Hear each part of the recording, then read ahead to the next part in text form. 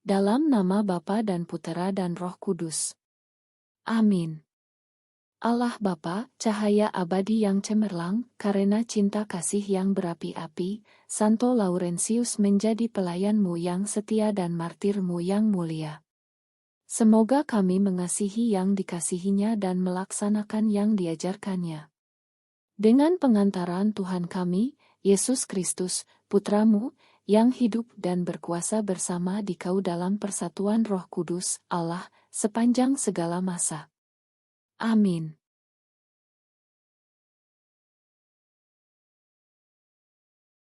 Allah mengasihi orang yang memberi dengan sukacita. Saudara-saudara, orang yang menabur sedikit, akan menuai sedikit pula. Sebaliknya orang yang menabur banyak akan menuai banyak pula. Hendaklah masing-masing beri menurut kerelaan hatinya, jangan dengan sedih hati atau terpaksa. Sebab Allah mengasihi orang yang beri dengan sukacita. Dan Allah sanggup melimpahkan segala kasih karunia kepada kamu, supaya kamu senantiasa berkecukupan di dalam segala sesuatu, malah berkelebihan di dalam pelbagai kebajikan. Seperti ada tertulis, ia murah hati, orang miskin diberinya derma, kebenarannya tetap untuk selama-lamanya. Dia yang menyediakan benih bagi penabur, dan roti untuk dimakan, dia jugalah yang akan menyediakan benih bagi kamu, dialah yang akan melipat gandakannya dan menumbuhkan buah-buah kebenaranmu. Demikianlah sabda Tuhan. Syukur kepada Allah.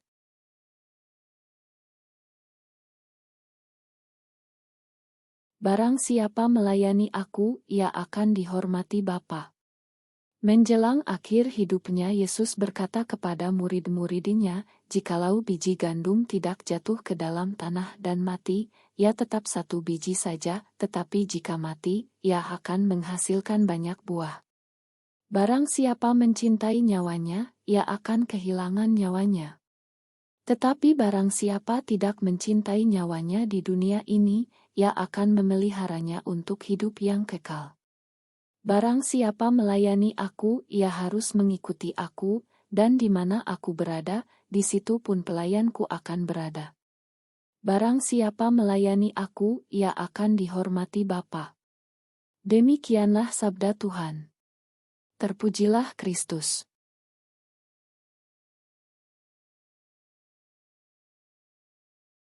Hari ini kita memperingati Santo Laurentius, seorang diakon dan martir. Laurentius adalah pelayan setia Paus Titus II, abad ketiga. Tugasnya adalah mengelola harta benda gereja untuk dibagikan kepada kaum fakir miskin. Ketika Paus Titus dipenjara oleh penguasa Roma, Laurentius juga menemaninya. Namun ketika penguasa Roma ingin merebut harta kekayaan gereja yang dikelolanya, Laurentius segera membagi-bagikannya kepada fakir miskin. Penguasa Roma pun marah, Laurentius dibakar hidup-hidup dan wafat sebagai martir. Kemartiran Laurentius menjadi benih subur bagi pertumbuhan iman umat pada waktu itu.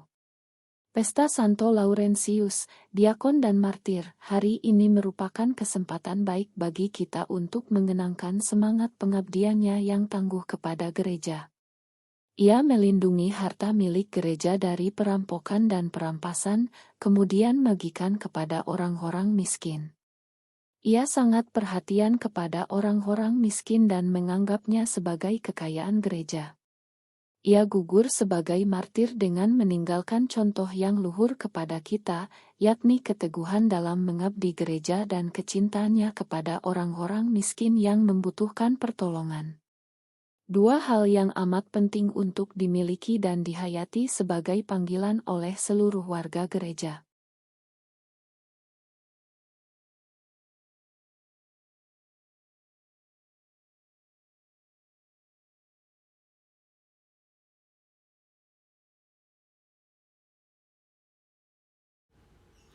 Allah yang Maha Rahim, aku menyesal atas dosa-dosaku.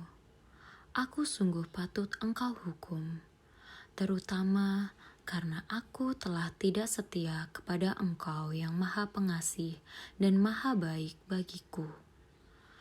Aku benci akan segala dosaku, dan berjanji dengan pertolongan rahmat-Mu hendak memperbaiki hidupku dan tidak akan berbuat dosa lagi. Allah yang maha murah, ampunilah aku orang yang berdosa. Amin. Bapa kami yang ada di surga, dimuliakanlah nama-Mu. Datanglah kerajaan-Mu, jadilah kehendak-Mu, di atas bumi seperti di dalam surga. Berilah kami rezeki pada hari ini, dan ampunilah kesalahan kami, seperti kami pun mengampuni yang bersalah kepada kami.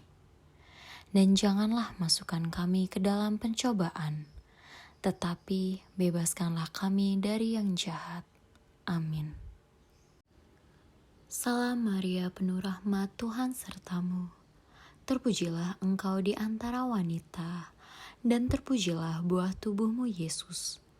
Santa Maria, Bunda Allah, doakanlah kami yang berdosa ini, sekarang dan pada waktu kami mati.